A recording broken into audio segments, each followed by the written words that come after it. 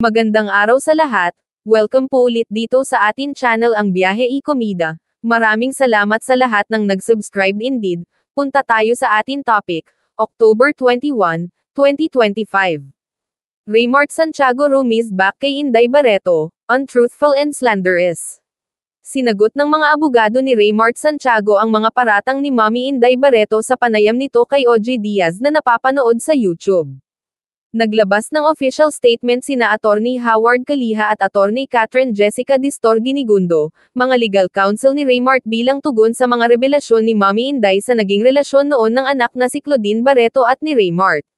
Sinulat namin dito sa bandera, 2 parts, ang panayam ng Barreto matriarch kay OG kung saan binanggit din namin na bukas ang pahina sa panig ni Raymart o ng kampo niya. Sa ipinadalang official statement ni Raymart kay OG sa pamamagitan ng kanyang mga abogado ay ipinaalala kay Claudine, sa buong pamilya niya at sa agents na may existing gag order na inisyu Family Court, Branch 5 Mandaluyong City simula pa noong September 23, 2023. Narito ang kabuuan ng official statement na naka-address kay Mrs. Inday Barreto na may petsang October 20, 2025 hinggil sa interview ni OG Diaz. We are writing this statement on behalf of our client, Mr. Raymart Santiago. Our client has watched the recent interview of Mrs. Inday Barreto, Mrs. Barreto, with Mr. OG Diaz, uploaded in the latter's YouTube channel OG Diaz Inspires on October 20, 2025. It is very unfortunate that Mrs. Barreto opted to resort to publicity to spread this untruthful and slanderous narrative about our client and his marriage with Miss Claudine Barreto, who has likewise repeatedly exploited social media and sought recourse through trial by publicity to discredit our client's name and reputation. It appears that the root of Mrs. Barreto's outrage is the conjugal land sold by Miss Claudine 3 years ago absent the knowledge and consent of our client.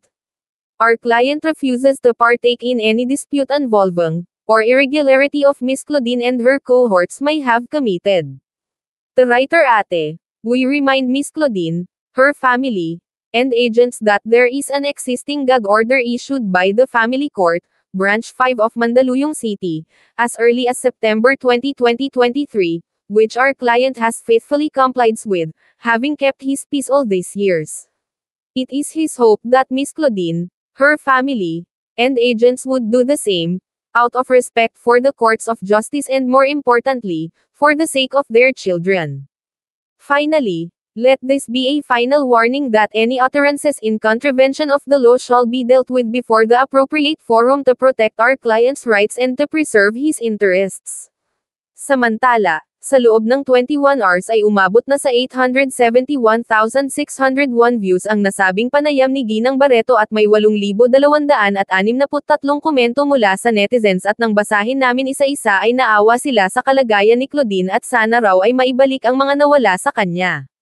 May nagsabi pang, laging nasa huli ang pagsisisi for not getting prenup before getting married. Bukas ang comment section para sa inyong mahahalagang opinion.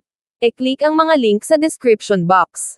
At yan ang ating latest Showbiz Chika update for today. Huwag kalimutan mag-subscribe, i-click ang notification bell for more Showbiz Chika updates at suportahan po ang ating Facebook page. Maraming salamat sa lahat ng nag-subscribe indeed. Magandang buhay sa lahat.